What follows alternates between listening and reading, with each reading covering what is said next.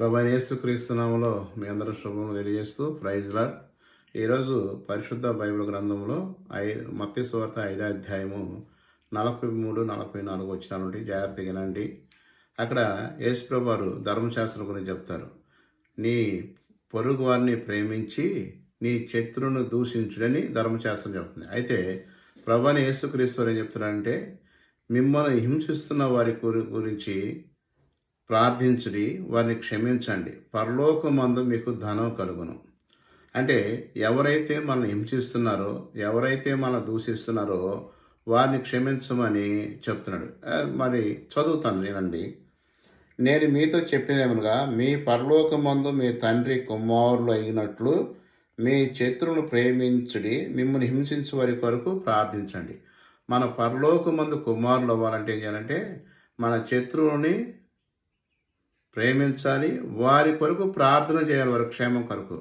అదే ప్రభువైన యేసుక్రీస్తు వారు లోకాసు వార్త 23వ అధ్యాయము 34 వచనంలో ఆయన శిలువ మీద పైనుండి కింద యేసుప్రభు వారిని హింసించిన వారిని, హేళన చేసిన వారిని, మేకులు కొట్టిన వారిని, కొరడాలతో కొట్టిన వారిని, వాళ్ళందరినీ కూడా యేసుప్రభు వారు క్షమించడు. ఏమన్నారంటే, తండ్రి వీరేం చేస్తున్నారు, వీరికి ఎరుగురు కనుక వీరిని క్షమించుము.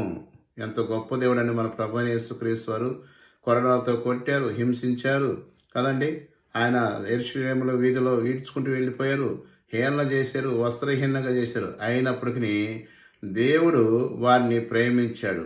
ఏమన్నాడు, తండ్రి వీరేం చేస్తున్నారు, వీరు ఎరుగురు కనుక వీరిని క్షమించము.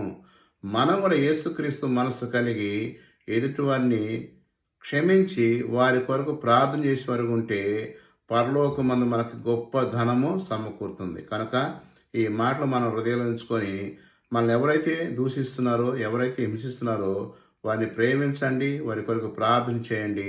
పరలోకమందు గొప్ప ధనం మనకి సమకూర్చుకుంది. ఈ మాటలు దీవించిన గాక.